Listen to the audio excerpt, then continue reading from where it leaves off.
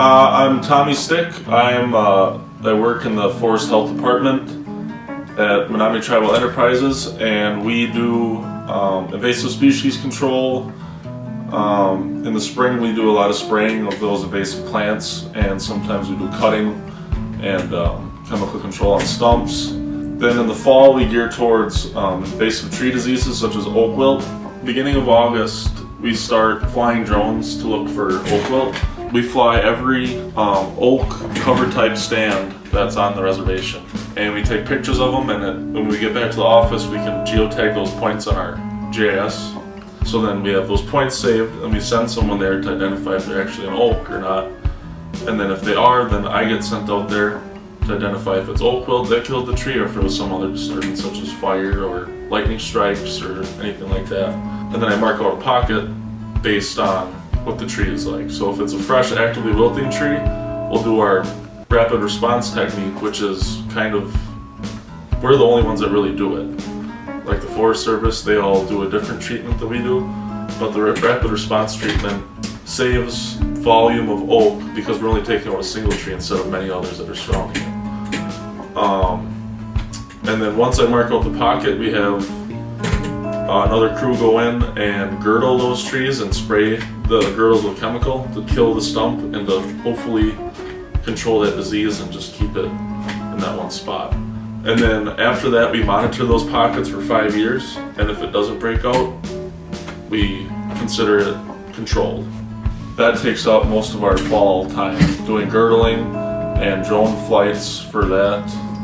And then in the winter we remove those oak wilt trees from the forest and we provide them to the mill. We also in the summer we look for other tree diseases such as emerald ash borer, which is going to be coming fairly soon, as it was found in Shawano County and Oconto County. During our oak wilt flights, we take pictures of what we think are ash also. So we'll have those geotagged on the GIS. And actually this year was the first year that we took pictures of ash and we're really getting into it because of it being found in the city of Shawano and Oconto County. So I have a list of, I think, 15 trees that we have to go check out probably this summer, and we'll check them for galleries of EAB, and if we do find something, then we'll have to obviously report it and we'll go through with that. We also have 2 legacy groves with, I think they're about 20 trees each, and we inject them to keep them from hopefully getting emerald ash borer.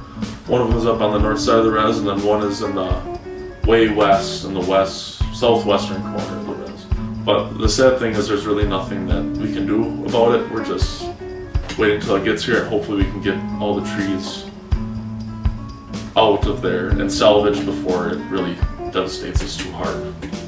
So, with garlic mustard and other invasive plants that we spray in the spring and summer, it's more like a yearly thing. We visit them and we spray them with basically Roundup.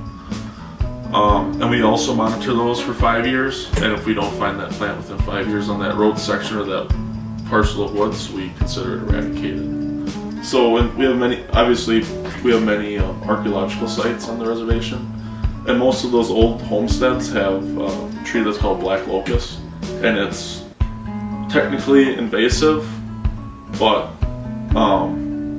the wood it grows so fast and it prevents other tree species from growing underneath it. So we consider it invasive because the wood isn't worth really much other than firewood and pulp. And we control that. And that's another one that we do in the summer, is those trees. We also girdle them and we treat them with chemical. And the small seedlings, we spray them with Roundup like we would with other invasive plants such as garlic mustard. It's not something people know a whole lot about just because it's not a huge big deal if you get it under control, but for a timber perspective and a forest health perspective, it's a little, you don't really want it there because it literally doesn't let anything else grow underneath it. So it would create a monoculture of trees, which wouldn't be as diverse for wildlife, and most of our management plans are geared towards other things other than volume of timber. So off reservation, it's it seems like it's mostly just for volume and stuff, but I mean, obviously there's many people that use this woods for other things than just wood, you know. I mean, they use it for hunting and all that stuff. If you talk to any forester around here, you would probably get the same answer as me, is that we're not just managing for timber volume, we're managing for wildlife species, managing for waterways, especially wetlands, rivers, lakes, all that stuff. Even small kegs in the middle of the woods, we're putting buffers around those. That's just a big part of being sustainable.